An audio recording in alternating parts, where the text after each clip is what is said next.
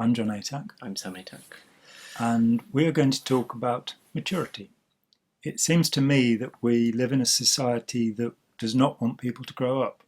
Consumer culture is about having people who think it's really great to have, status. Yes. From the possessions. Identification, something like that. They need to... Yeah. Need that stuff to have an identity. Keeping up with the Joneses and all of this. We've all met it. And it's sadly commonplace. I want new stuff. There was an attempt in the 1980s to introduce the word Neugier in Germany, which failed, I believe, which is the obsession with new things. Now, if we are to save the planet so that we as human beings can continue to have a good time on it, some of us, most of us, then we have to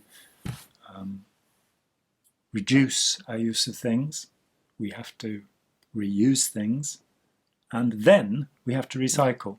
And we have a society where people feel no guilt because their bottles and their plastic and their paper are recycled, so everything's fine. Well, no, it isn't really.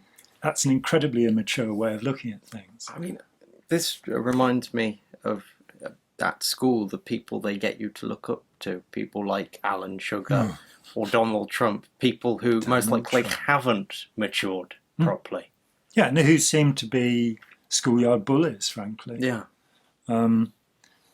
So there is a kind of fantastic text for anybody who wants to dive deeply into this subject, and it's called Raising Parents, and it's by Patricia Mackenzie Crittenden. It was recommended to me by the family psychiatrist Nick Child, and I'm tremendously grateful for that. It's a book about therapy. It's Raising Parents, Attachment, Representation and Treatment. So it's a vaguely scholarly work.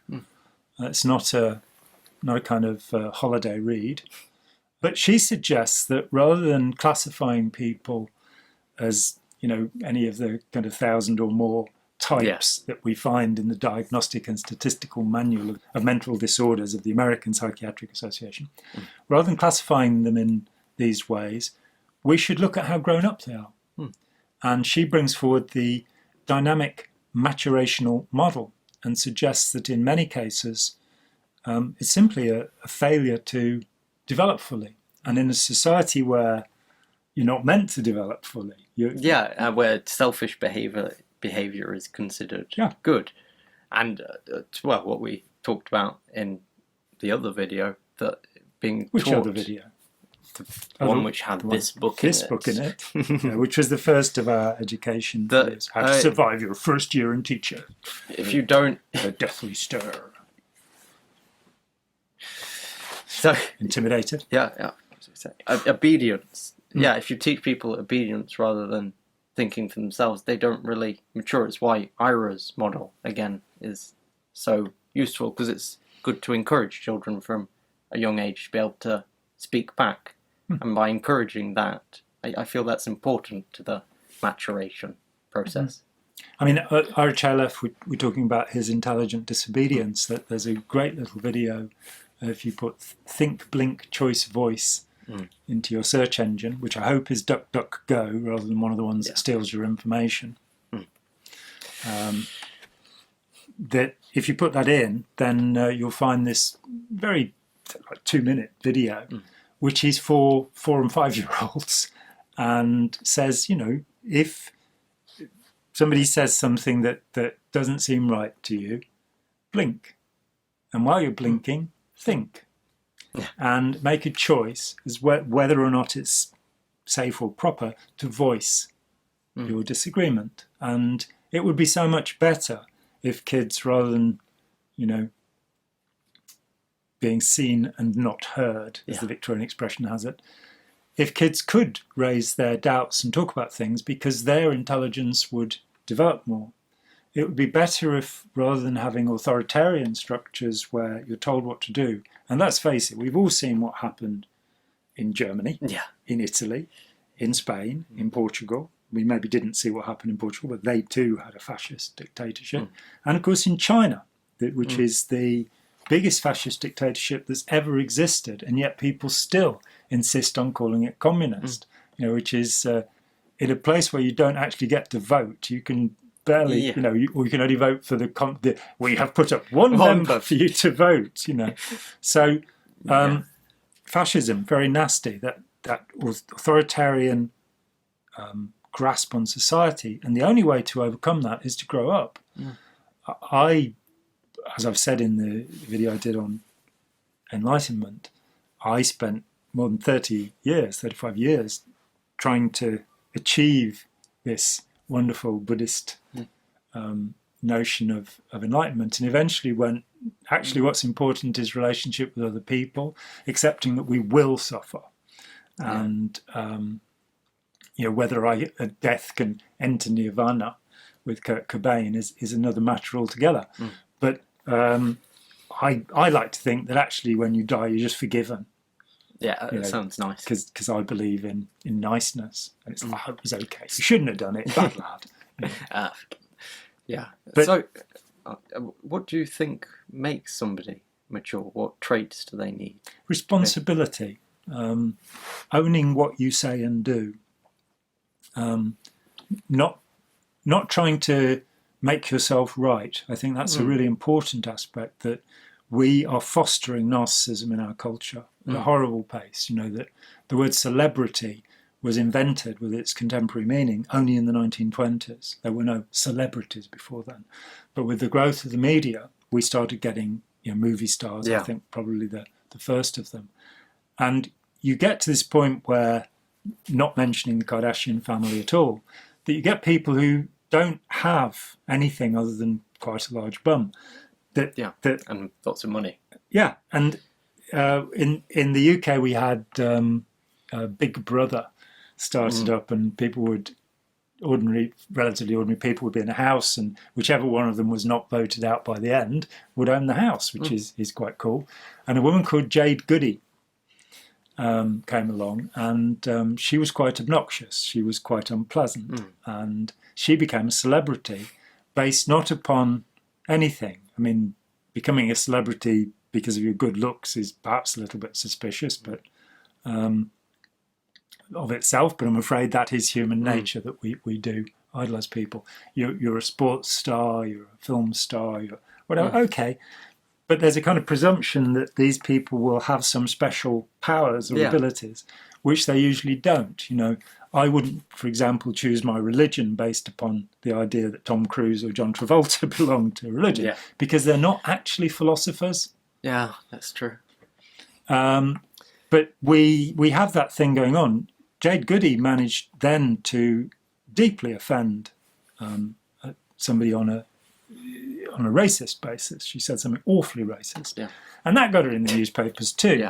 She then developed cancer, poor woman, and got married. But it was all over the press, and it showed you just how vacuous and hollow so much of our media is. The shock factor, like Donald Trump being on our news pretty much every day. Yeah, and he became a star, having gone through several bankruptcies, and been supported by the banks because they couldn't afford to lose the money. And he made his money by being a game show host. He made his reputation by being a game show host, which is reminiscent of a line in a Sting song which says, "I don't believe in our politicians, they all look like game show hosts to me." And now they are. And now they are. And we do have some pretty immature politicians, Bolsonaro, Duterte. What Duterte has done in the Philippines is diabolical. We will shoot people because we think they take drugs. Yes. And what was the only sin he's committed? He said that his only sin was the extrajudicial killings, and he compared himself to Hitler. Said, Germany had Hitler, Philippines has got me, which at least was honest. Yeah, I suppose so. But that's not really the kind of society we want. And an immature society is a society that does have Führers. It has leaders. It has people you bow down to. And, when you deal with people who've been involved in authoritarian groups, and I spent much of my life doing that, you question them about some crazy doctrine of the group, and they're, well, yeah, but the leader knows best. I'm not bright enough. That's it. So if you don't understand something, you stop at the point where you say, I don't understand it, rather than saying, so I'll do what you say. Yeah. You go, well, I have to go, I don't know, maybe don't count me in, rather than going along with it. Going along with it is what caused the Holocaust.